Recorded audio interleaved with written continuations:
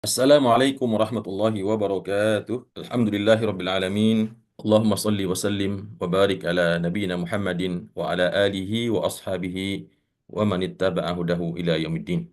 Amma ba'd. Yang saya hormati dan saya muliakan Bapak-bapak dan Ibu-ibu, ikhwan dan akhwat, saudara-saudari sekalian yang dirahmati Allah Subhanahu wa taala. Alhamdulillah, puji dan syukur kembali kita panjatkan kehadirat Allah Subhanahu wa taala. Pada kesempatan pagi yang berbahagia ini, Allah memberikan izin dan taufiknya kepada kita semua untuk kembali bersama-sama hadir di dalam majlis tadabbur Al-Quran yang penuh dengan keberkahan ini.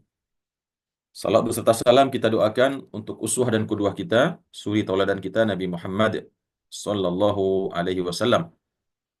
Demikian juga kita doakan untuk segenap ahlul baitihil kiram, zuriyah beliau, dan kepada seluruh sahabat radhiyallahu anhum ajmain, dan juga kepada umatnya ila yaumil qiyamah. Bapak dan Ibu yang dirahmati oleh Allah Subhanahu wa taala, insyaallah pada pagi hari yang berbahagia ini kembali kita akan melanjutkan tadabbur surah Yunus ya. Ayat terakhir ya, ayat 107 dan kemudian disambung dengan surat Hud ayat 1 sampai 5. Insyaallah pagi ini kita akan tuntaskan surat Yunus dan demikian juga kita akan tuntaskan tadabbur juz yang ke-11 insyaallah taala. Di ayat sebelumnya Allah Subhanahu wa taala menjelaskan, ya, a'udzubillahi minasyaitonirrajim, bismillahirrahmanirrahim. Di ayat 105 kita lihat Bapak Ibu, wa an aqim wajhaka lid-dini hanifa. Ya, dan Allah memerintahkan kepada nabinya Nabi Muhammad sallallahu alaihi wasallam untuk menghadapkan wajahnya ya. Wajahnya di sini bukan berarti wajah muka bukan ya, tetapi jiwanya ya. Jiwa dan raganya, kehidupannya ya. Kehidupannya dan seluruh perbuatannya ya, seluruh amalnya untuk dihadapkan kepada Allah, kepada agama Allah, kepada Islam secara lurus, secara totalitas ya, secara konsisten. Wala takunanna minal musyrikin, dan jangan sekali-kali engkau menjadi termasuk orang-orang yang musyrik. Ini Allah mengingatkan kepada baginda Rasulullah sallallahu alaihi wasallam yang tentunya ayat ini adalah utamanya untuk kita selaku umatnya ya. Kemudian juga di ayat selanjutnya Allah mengingatkan kepada nabinya, wala tad'u min dunillahi, dan jangan sekali-kali engkau menyeru kepada selain Allah. Menyeru di sini maksudnya berdoa ya. Jangan sampai berdoa kepada selain daripada Allah, meminta pertolongan kepada berhala-berhala, sesuatu yang dipersekutukan dengan Allah Subhanahu wa taala, yang diyakini ma la yanfa'uk wa la yadurruk. Yang mana yang engkau seru, yang engkau berminta doa kepadanya dari selain Allah tersebut, ma la yanfa'uk, yaitu apa-apa yang tidak mampu, yang tidak bisa dan tidak punya kuasa untuk memberikan manfaat kepada engkau, wahai Muhammad, wala yadurruk, dan sebaliknya juga tidak bisa menolak mudarat ya, tidak bisa menolak mudarat dan juga tidak bisa memberi mudarat. Jadi dia tidak bisa mencelakakan dan juga tidak bisa menolak ketika sesuatu yang mencelakakan kita itu datang kepada diri kita. Maka Allah melarang bagi kita untuk menyembah atau memohon kepada hal-hal tersebut ya. Kemudian kata Allah, fa in fa'alta, kalau itu kamu lakukan, kalau itu kamu kerjakan ya, memohon kepada selain Allah yang tadi tidak bisa memberikan manfaat dan tidak bisa menolak atau memberikan mudarat, kalau itu engkau kerjakan, fa innaka idzan minaz zalimin, maka sesungguhnya engkau dengan demikian, jika demikian akan menjadi orang-orang yang zalim, orang-orang yang persekutukan Allah. Dan syirik merupakan kezaliman yang paling besar yang dilakukan oleh manusia, yaitu menzalimi dirinya sendiri dengan mencampakkan dirinya menjadi penduduk neraka jahanam yang kekal selama-lamanya di dalamnya. Na'udzubillah min dzalik.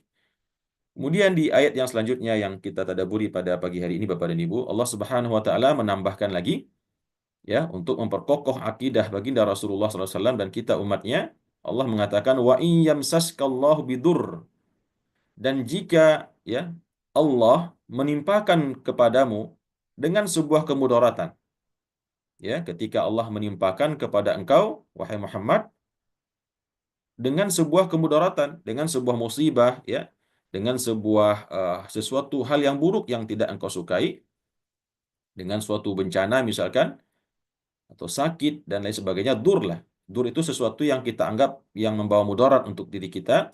Maka kata Allah, fala kashifa lahu illahu.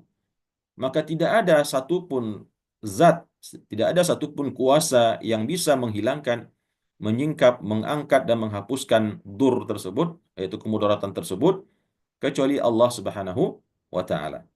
Ya. Meskipun seluruh penduduk bumi ini berkumpul untuk menyelamatkan kita, menghindarkan kita dari suatu kemudaratan, maka ketika Allah berkehendak, maka tidak ada yang bisa menghilangkannya, mencabutnya, menghapusnya, kecuali dialah Allah Subhanahu wa taala yang dapat melakukannya. Kemudian sebaliknya, ya, kalau tadi Allah ketika menghendaki kita ditimpa keburukan, maka tidak ada yang bisa menolaknya kecuali Allah itu sendiri. Kemudian sebaliknya, wa yuridka bi khairin, dan kalau seandainya dia yaitu Allah menghendaki untuk engkau sebuah kebaikan, sesuatu yang engkau senangi, sesuatu yang baik buat dirimu, fala radda li fadlih. Maka tidak ada satupun kekuatan yang bisa menolak karunia tersebut ketika hendak Allah berikan kepada engkau. Ya. Jadi ini adalah prinsip tauhid Bapak dan Ibu, ya, yang mesti kita pegang teguh. Ya, mungkin hampir semua kita sudah memahami ini, ya, yang bahwasanya la haula wala quwata illa billah. Tidak ada daya dan upaya apapun yang bisa dilakukan oleh makhluk kecuali dengan izin Allah Subhanahu wa taala. Kalau kita ditimpa sesuatu yang buruk dengan sesuatu yang mudarat, maka kepada Allah lah kita minta tolong, karena tidak ada yang punya kuasa untuk mengangkatnya, menghapusnya, menghindarkannya dari diri kita, melainkan Allah itu sendiri.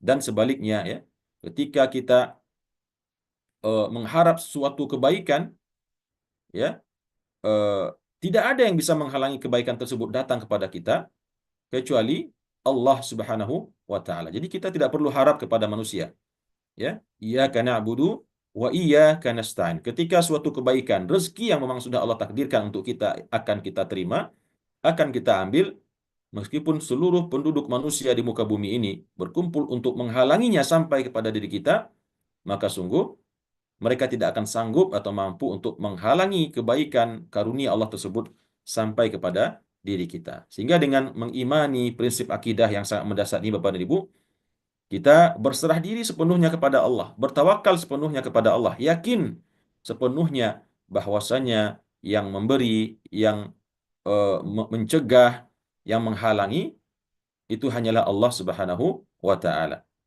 Sebagaimana di dalam zikir kita baca, Allahumma la mani'a lima a'taita. Ya Allah, tidak ada yang sanggup, tidak ada yang kuasa untuk menghalangi apa yang akan engkau beri. Wala mu'tiya lima mana'ta. Dan tiada pula yang sanggup dan punya kuasa untuk memberi untuk akan sesuatu yang memang engkau larang, engkau halangi. Wala radda lima qadaita. Dan tidak ada yang bisa menolak. Tidak ada yang bisa menolak apa-apa yang telah engkau tetapkan. Ya, wala yanfa'u dzal jaddi minkal jaddu. Dan tidak ada satupun orang yang memiliki kekuatan, ya, untuk menolak apa yang engkau inginkan, meskipun mereka memiliki kekuatan yang mereka miliki, ya. Jadi ini prinsip akidah yang sangat prinsip, Bapak dan Ibu, yang kalau ini kita pegang teguh dalam kehidupan kita, maka kita menjadi orang yang selalu bertawakal kepada Allah. Tidak pernah sedih ketika ditimpa musibah, artinya tidak sedih berlebihan, ya. Sedih tentu sesuatu yang wajar, ya, sesuatu yang natural, sesuatu yang manusiawi. Tetapi kita ketika memiliki prinsip ini, ya, kita bermohon kepada Allah. Ya, kita tidak bermohon mengaduh dan mengeluh kepada manusia, karena yang memberikan mudarat adalah Allah, dan yang akan bisa mengangkatnya, mencabutnya, menghilangkannya adalah Allah Subhanahu wa taala. Dan kita tidak perlu khawatir juga dalam mengharapkan kebaikan di dunia ini. Dan tidak perlu khawatir, ya, melihat orang berpacu berlomba untuk dunia dan takut jatah kita diambil orang begitu. Rezeki kita ditelep orang itu. Nggak perlu, ya. Karena Allah sudah mengatakan, ketika Allah menginginkan kepada kita sebuah kebaikan, maka tiada yang bisa dapat meloknya, ya. Yusibu bihi man yasha. Allah timpakan kebaikan tersebut kepada orang-orang yang Dia kehendaki. Ya, yang Dia kehendaki ini ya sesuai dengan iradah Allah. Tidak mesti orang beriman saja. Orang kafir pun juga diberi oleh Allah. Yang intinya Allah ketika berkehendak untuk memberikan kebaikan, karunia, ya Allah berikan kepada siapapun yang Dia kehendaki. Tapi tentu berbeda ya antara kebaikan yang diterima oleh seorang mukmin dengan karunia yang diterima oleh seorang yang tidak mukmin.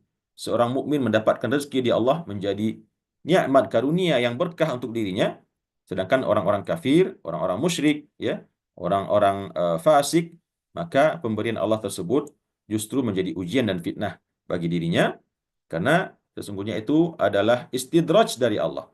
Allah mempertinggi tempat jatuhnya ketika dia telah diberikan begitu banyak nikmat dan manfaat, tapi tetap tidak beriman kepada Allah, tidak mau bersyukur kepada Allah Subhanahu wa taala. Wa huwal ghafurur rahim, dan dia adalah zat yang maha pengampun dan lagi maha penyayang. Allah maha pengampun, mengampuni semua dosa tanpa terkecuali. Ya, innallaha yaghfiru dzunuba jami'a. Tidak ada dosa sebesar apapun, bahkan kalau sebesar dunia dan segala isinya ini, dosa kita ya, saking banyaknya yang telah kita lakukan, segala macam bentuk dosa telah dilakukan, maka ketika seorang hamba datang kepada Allah memohon ampun, pasti diampuni oleh Allah. Ya, dengan syarat belum sampai kepada yang dialami Firaun kemarin, belum sampai ghargharah ya. Kalau nyawa sudah berada di pintu kerongkongan menuju keluar, maka nggak ada lagi kesempatan untuk minta ampun. Tapi sebelum itu terjadi, mau 60 tahun hidup, 70 tahun dalam maksiat, datang kemudian kepada Allah memohon ampun, maka pasti diampuni oleh Allah Subhanahu wa taala. Wa huwal ghafurur rahim. Dan di samping Allah Maha Pengampun, Allah juga Maha Penyayang ya. Inna rahmati sabaqat ghadabi, kata Allah dalam sebuah hadis qudsi. Sesungguhnya kasih sayangku itu mendahului kemarahanku. Ya. Jadi Allah itu Maha Pengasih, Maha Penyayang kepada makhluk ciptaannya. Dan kemarahan Allah itu datangnya sudah terakhir ya. Setelah Allah berikan rahmat, Allah berikan karunia ya. Tidak juga bersyukur, masih ingkar dan seterusnya, maka disitulah nanti baru berlaku ghadabnya Allah, marahnya Allah Subhanahu wa taala. Kemudian Bapak dan Ibu rahimakumullah, di ayat yang selanjutnya Allah menjelaskan, "Qul ya ayyuhan nasu." Katakan wahai Muhammad, ya, masih dalam hubungannya dengan dakwah beliau kepada orang-orang musyrikin kemarin. Katakan wahai sekalian manusia, qad ja'akumul haqqu mir rabbikum. Sungguh telah datang kepada kalian kebenaran al-haqq dari Tuhan kalian, yaitu Al-Qur'anul Karim. Wahyu Allah ya. Wahai sekalian manusia yang didakwahi oleh Nabi pada waktu itu, ya, dari penduduk Makkah, penduduk Madinah, orang Ahlul Kitab, orang Yahudi, Nasrani, dan lain sebagainya. Kata Rasulullah, qad ja'akum, kata Allah kepada nabinya, katakan kepada mereka, wahai sekalian manusia, qad ja'akumul haqqu.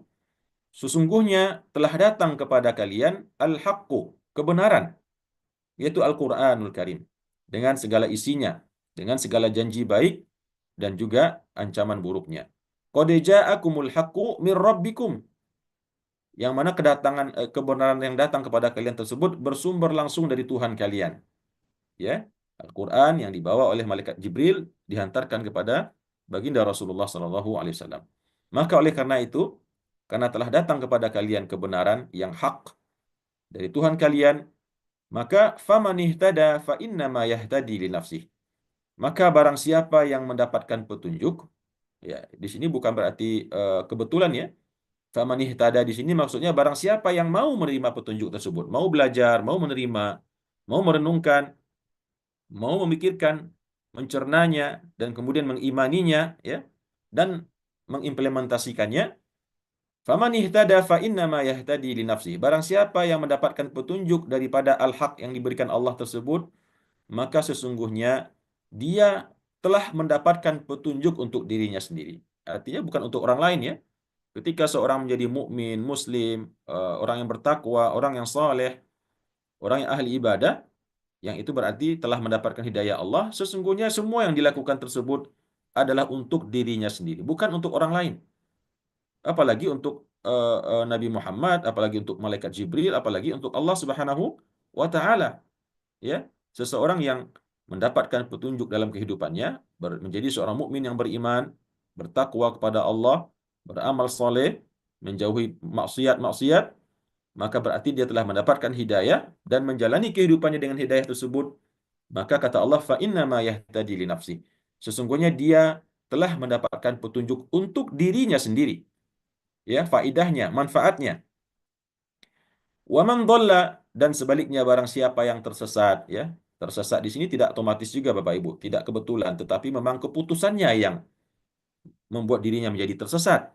Karena Allah telah turunkan al-haq tadi melalui nabinya dalam Al-Qur'an, bahkan didakwahkan 22 tahun lebih Nabi berdakwah, menanggung segala macam intimidasi, permusuhan, tindakan-tindakan zalim dan seterusnya. Namun mereka yang menolak, ya, yang mengingkarinya. Maka waman dhalla, barang siapa yang tersesat daripada hidayah tersebut, fa innama yadhillu 'alaiha. Maka sesungguhnya dia hanya tersesat atas dirinya sendiri. Artinya akibatnya akan ditanggung oleh dirinya sendiri. Beriman, tidak beriman, kita yang akan mendapatkan manfaat dan akibatnya. Kalau kita beriman, surga Allah janjikan. Kalau kita tidak mau beriman, tersesat, maka sesungguhnya itu adalah keputusan diri kita sendiri dan kita nanti yang akan menerima dan menanggung akibatnya sendiri. Wa ma ana 'alaikum biwakil. Dan aku, kata Nabi kepada orang-orang musyrik, wa ma ana 'alaikum biwakil. Dan aku bukanlah bagi kalian ini sebagai penjaga. Aku nggak bisa menjaga kalian, ngawasi 24 jam, ya, bersyahadat atau tidak, ya. Kalau sudah bersyahadat misalkan sholat atau tidak, puasa atau tidak, baca Quran atau tidak, kan bukan begitu tugas Nabi. Beliau hanya menyampaikan, menyeru dan menyampaikan dan mendakwahi. Ya, adapun implementasinya kembali kepada diri manusia itu masing-masing. Wa ma ana 'alaikum biwakil, dan bisa juga diartikan dan saya tidak akan bisa menolong kalian kelak, ya. Ketika kalian ambil keputusan menjadi orang yang sesat, maka saya bukanlah penolong untuk kalian ketika nanti kelak kalian mendapatkan siksaan, hukuman atas kesesatan kalian tersebut. Kemudian di akhir surat Yunus ini Allah Subhanahu wa taala menjelaskan, wattabi' ma yuha ilaik, dan ikutilah wahai Muhammad, ya, konsistenlah di dalam mengikuti apa-apa yang diwahyukan kepada engkau, ya. Apapun yang Allah wahyukan kepada engkau wahai Muhammad, ikutilah, ya, ikutilah perintah-perintah Allah tersebut dengan konsisten, ya, dengan teguh dan istiqomah. Wasbir, dan bersabarlah, ya, bersabar, tetap berdakwah, ya. Allah memerintahkan berdakwah meskipun disakiti, dihina, dicaci dan sebagainya. Maka ikuti apa yang diwahyukan Allah kepada engkau, kemudian wasbir, bersabar, ya. Bersabar hatta yahkumallahu, sampai Allah menurunkan keputusannya. Allah nanti akan menurunkan keputusan untuk balasan, ya, nasib yang akan dialami oleh orang-orang musyrikin ini. Wa huwa khairul hakimin, dan Allah itu adalah sebaik-baik hakim, sebaik-baik zat yang memberikan keputusan, ya, hakim, ya, hakim, orang yang memberikan keputusan, sebaik-baik zat yang memberikan ketetapan atau keputusan yang adil, ya. Nah, eh, ayat ini Bapak dan Ibu rahimakumullah, oleh sebagian ulama dikatakan mansukh, ya, dihapuskan dengan ayat yang memerintahkan Nabi untuk memerangi orang-orang musyrik secara totalitas, ya, tidak lagi hanya bersabar saja, diam saja ketika diintimidasi, dihina, dicaci dan sebagainya macam. Jadi ayat ini telah dimansukh atau dinasahkan oleh ayat tersebut yang kemarin juga sudah kita lewati di surah At-Taubah, ya, yang memerintahkan Nabi untuk memerangi orang-orang musyrikin ini secara totalitas, kafah, ya. Wa qatilul musyrikina kafah kama yuqatilunakum kafah. Perangilah orang-orang musyrikin itu secara totalitas sebagaimana mereka memerangi engkau wahai Muhammad dan para pengikutmu secara totalitas pula. Bapak dan Ibu, ikhwan dan akhwat rahimakumullah, alhamdulillahirabbil alamin. Dengan demikian kita telah tuntaskan tadabbur satu surat lagi daripada surah-surah Al-Qur'an, yaitu surah Yunus. Ya, surah Yunus berakhir di ayat 109 yang tentunya telah banyak memberikan pencerahan, hikmah, mau'izah kepada kita semua dari awal sampai akhir, yang secara garis besarnya yang paling dominan kita dapatkan adalah yaitu tuntunan Allah kepada nabinya Nabi Muhammad SAW di dalam menghadapi pengingkaran, penolakan, dan perlawanan, serta kebohongan daripada, pendustaan daripada umatnya, orang-orang musyrikin di Mekah. Perintah Allah kepada nabinya untuk bersabar, dan juga perintah-perintah Allah, tuntunan-tuntunan Allah kepada kita untuk mengokohkan akidah kita kepada Allah Subhanahu wa taala. Kemudian Bapak dan Ibu rahimakumullah, ya, setelah berakhir surah Yunus bifadlillahi wa mannih, dengan izin Allah, dengan keutamaannya, maka sekarang kita akan masuk kepada surat yang berikutnya, ya. Surat yang ke-11 daripada susunan surat-surat Al-Qur'an, yaitu surat Hud, suratul Hud. Yang diambil nama surat ini dari nama salah satu nabi-nabi Allah, nabi dan rasul Allah yang 25, yaitu Nabi Hud alaihi salam, ya. Eh, yang diutus kepada kaum Ad, ya. Nanti kita akan berjumpa dengan kisah Nabi Hud di dalam ini, yang meskipun sebelumnya kita juga telah pernah berjumpa dengan kisah Nabi Hud, ya, di dalam surah-surah sebelumnya, surah Al-A'raf kalau tidak salah. Nah, Bapak Ibu, kita sedikit sampaikan profil daripada surah Hud ini. Surah Hud merupakan surah yang ke-11 di dalam urutan Al-Quran, yang memiliki 123 ayat, ya, termasuk kategori surat-surat yang berjumlah 100 lebih, yaitu jumlahnya 123 ayat. Dan surah Hud ini mayoritasnya adalah ayat-ayat Makkiyah, ya, ayat-ayat yang diturunkan di periode dakwah Rasulullah Shallallahu Alaihi Wasallam di Makkiyah, di Makkah. Selain ada 3 ayat, ayat 12, ayat 17, ayat 114, yang oleh para ulama ulumul Quran dikategorikan sebagai ayat Madaniyah, ya. Kemudian, ya, terdapat dalam juz yang ke-12 dan diturunkan juga langsung setelah surah Yunus. Surah Hud termasuk satu di antara beberapa surat dalam Al-Quran yang dimulai dengan huruf muqatta'ah, ya. Huruf muqatta'ah yaitu huruf yang terpotong-potong seperti alif lam mim, alif lam ra di sini, ya. Ada juga nanti alif lam mim shad dan lain sebagainya. Maka surah Hud dimulai dengan huruf muqatta'ah yaitu alif lam ra. Tadi sudah benar, ya, Ibu yang bacanya, dibaca dengan benar. Jadi bukan ala ra, ya. Dibacanya alif lam ra, ya. Lamnya 6 harakat. Alif lam ra. Demikian. Ya, tadi sudah benar dibaca oleh Ibu yang membacanya tadi. Kemudian apa arti dan maknanya? Ya, kembali kita ulangi Bapak dan Ibu, sebelumnya sudah kita jelaskan. Kita mengambil pendapat yang para oleh ulama Al-Quran dianggap pendapat yang paling mendekati kebenaran, ya.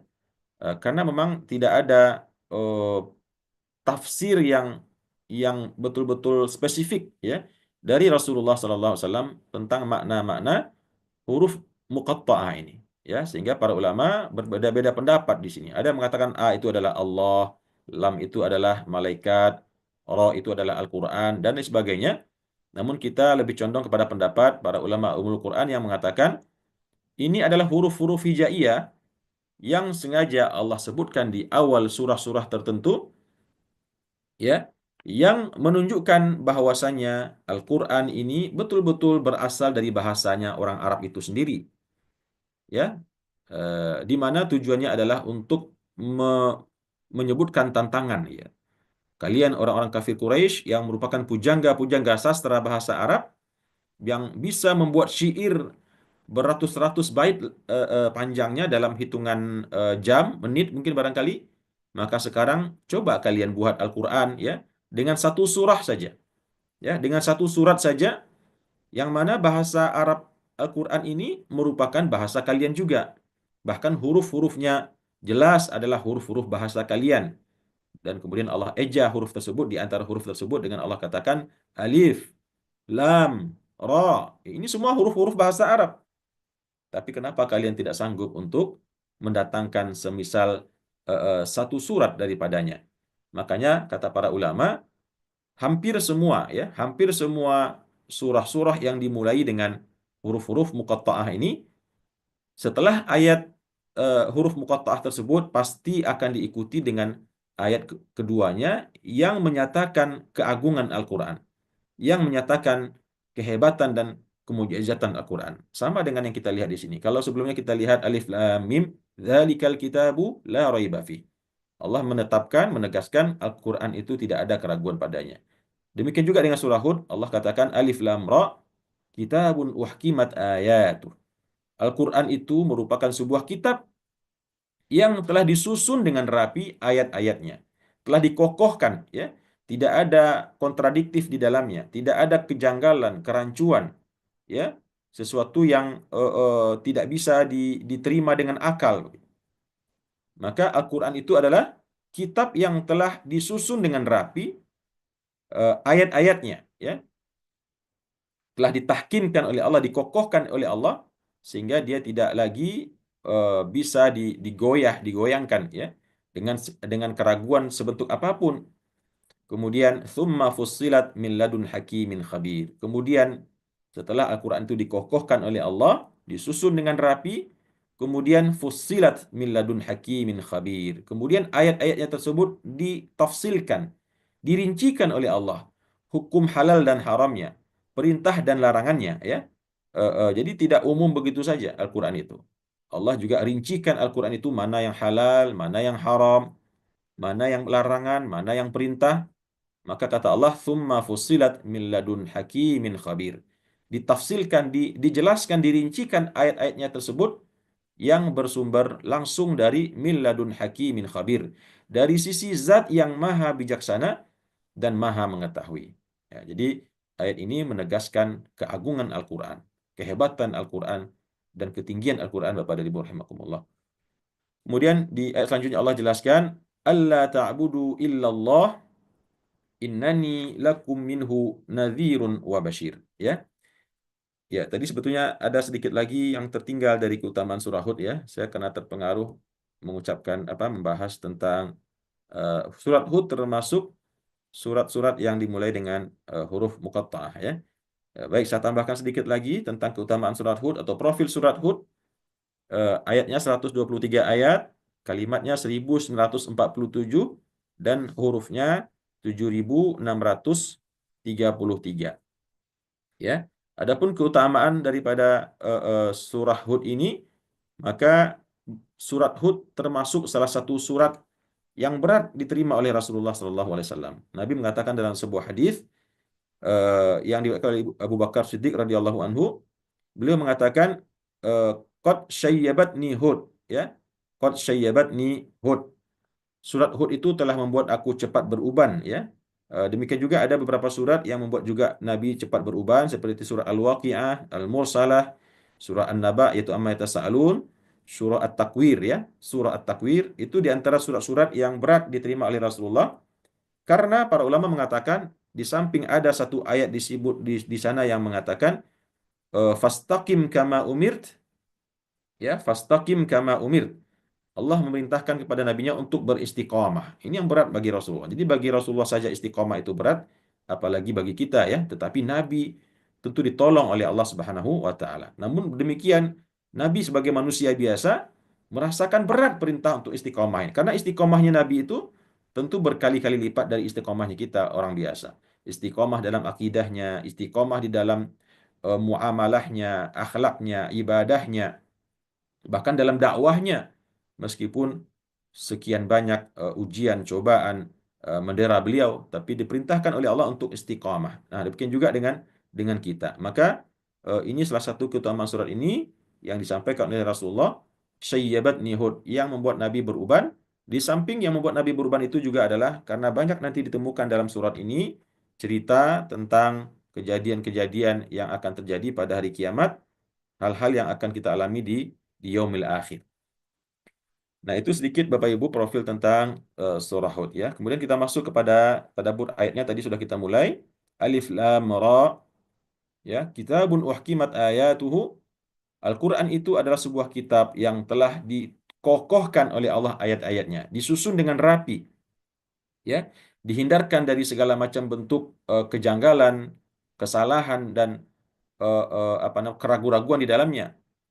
Kemudian thumma fussilat min ladun hakimin khabir. Kemudian ayat-ayatnya tersebut dijelaskan dengan rinci oleh Allah yaitu min ladun hakimin khabir. Dari sisi Tuhan, zat yang maha bijaksana di dalam menetapkan hukumnya, di dalam menetapkan mana yang halal, di dalam menetapkan mana yang haram, semua penuh dengan kebijaksanaan, bukan ngasal saja ya, bukan asal uh, menurunkan wahyu saja, tidak.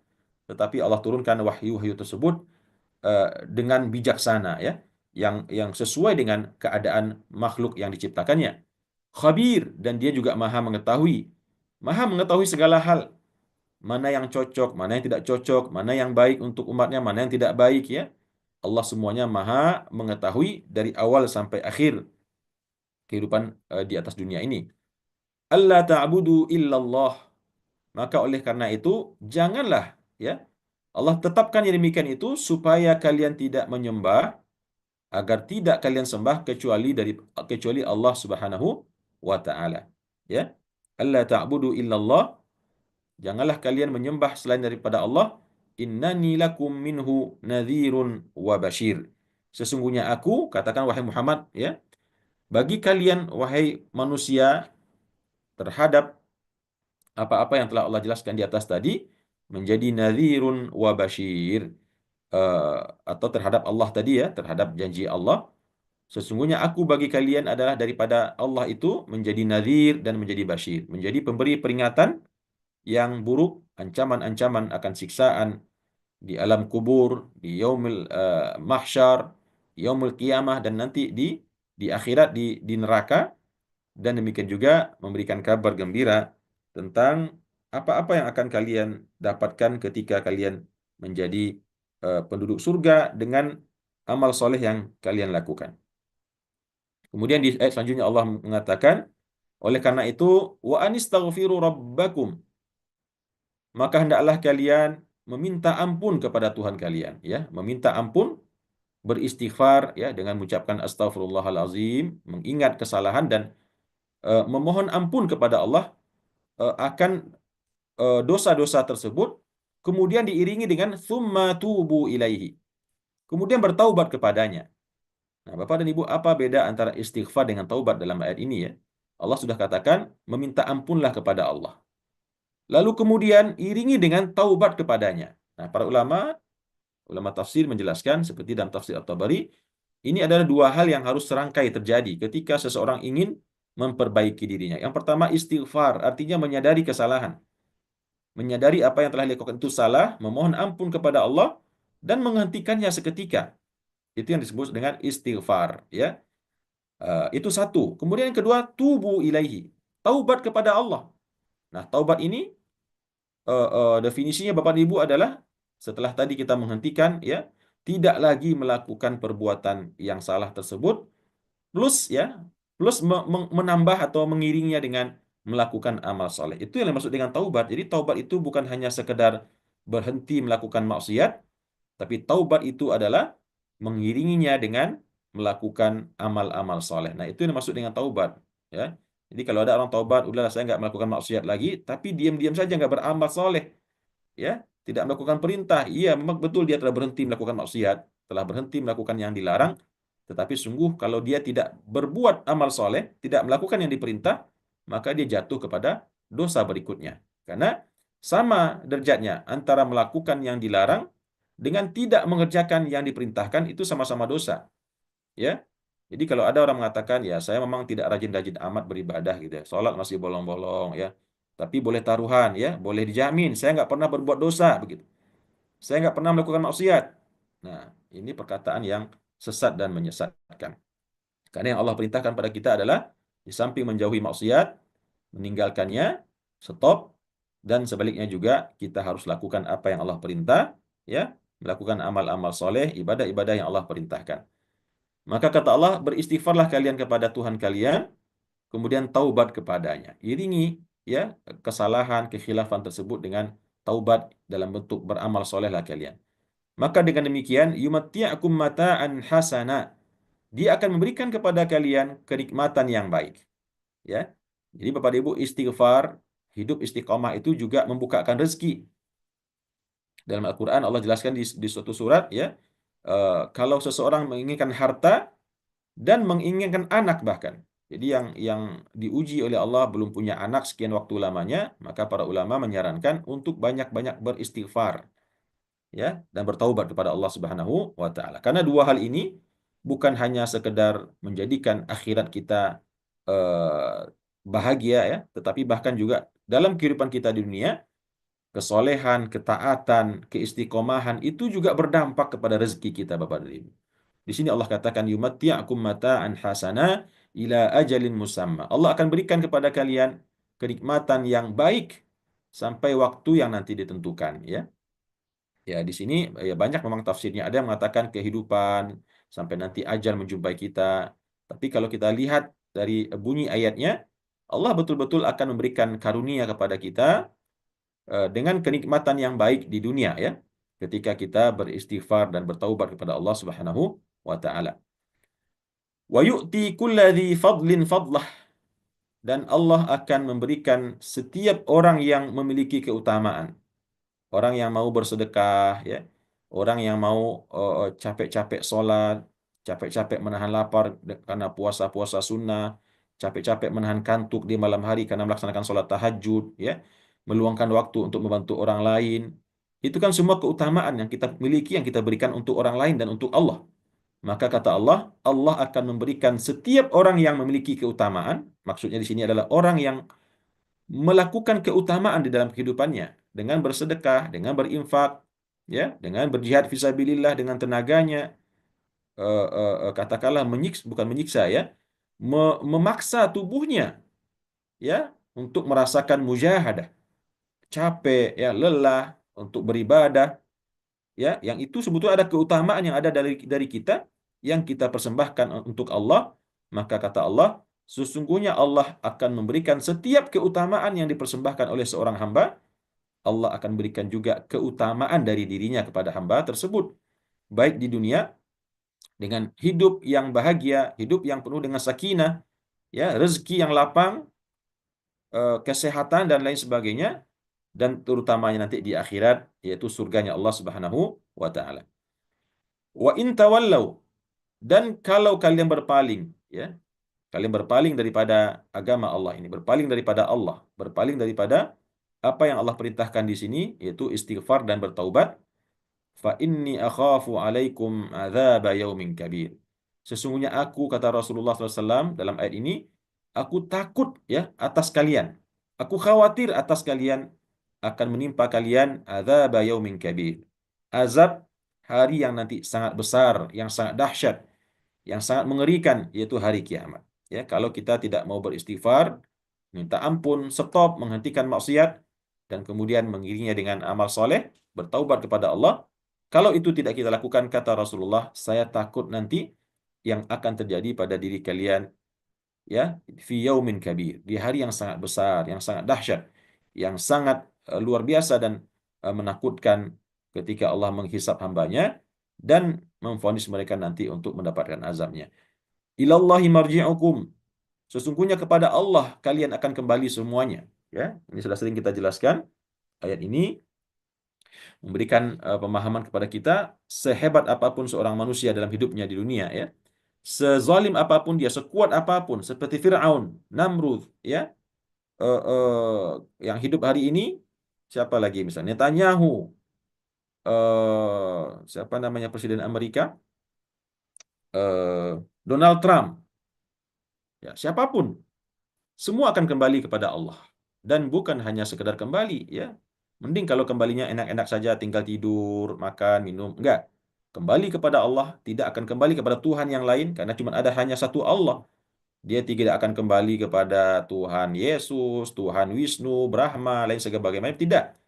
Semua kembali kepada Allah, karena Tuhan itu hanya satu yang menciptakan kita, yaitu Allah. Dan tidak hanya sekedar kembali, Bapak dan Ibu, akan dihisap satu persatu secara detail amal perbuatannya di dunia. Ya, ketaatannya akan dinilai dengan pahala dan kemaksiatannya akan diganjar dengan hukuman atau iqab dan azab. Wa huwa ala kulli syai'in qadir, dan Allah itu maha kuasa atas segala sesuatu. Wa huwa ala kulli syai'in qadir. Ayat ini sering kita dengar Bapak dan Ibu, ya. Wa huwa ala kulli syai'in qadir, innallaha ala kulli syai'in qadir, tapi kadang-kadang kita lupa merenungkannya.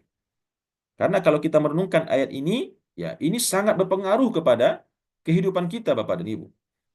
Artinya di sini Allah menjelaskan tidak ada satupun yang mustahil bagi Allah ketika Allah berkehendak. Karena apa? Karena Allah mengatakan wa huwa ala kulli syai'in qadir.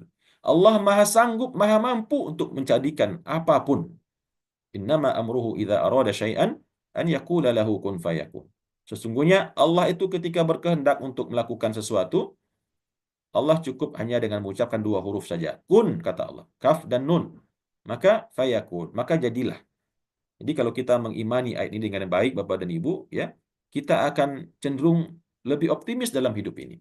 Tidak akan pernah putus harap kepada Allah, ya. Akan selalu merasa apa namanya? Optimis, penuh harap kepada Allah karena Allah yang kita sembah, yang kita yakini sebagai Tuhan kita tersebut adalah zat yang maha qadir, ya, yang maha kuasa untuk melakukan apapun. Tidak ada yang mustahil. Kalau di sisi manusia iya mustahil, ya.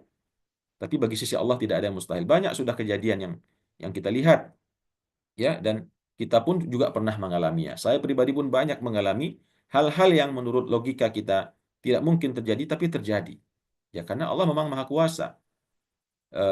Seperti Nabi Yusuf misalkan, yang tadinya dijeblosin ke dalam sumur, yang harusnya mati, malah diselamatkan oleh pedagang, ya, kemudian dipingit oleh raja sampai akhirnya menjadi menteri, perdana menteri, ya, bahkan menjadi raja Mesir dan seterusnya. Tidak ada mustahil, ya. Nabi Musa lahir di saat Firaun sedang mengadakan sayembara, siapapun anak laki-laki yang lahir semua akan dibunuh. Nah, justru malah Nabi Musa lahir pada saat tersebut dihanyutkan oleh ibundanya, justru malah tinggal di rumah Firaun yang sudah membuat sayembara, siapapun yang menemukan anak laki-laki harus dibunuh. Nah, ini malah Musanya tinggal di rumah Firaun. Nah, ini juga kaitannya dengan ayat ini, Bapak dan Ibu, wa huwa ala kulli syai'in qadir.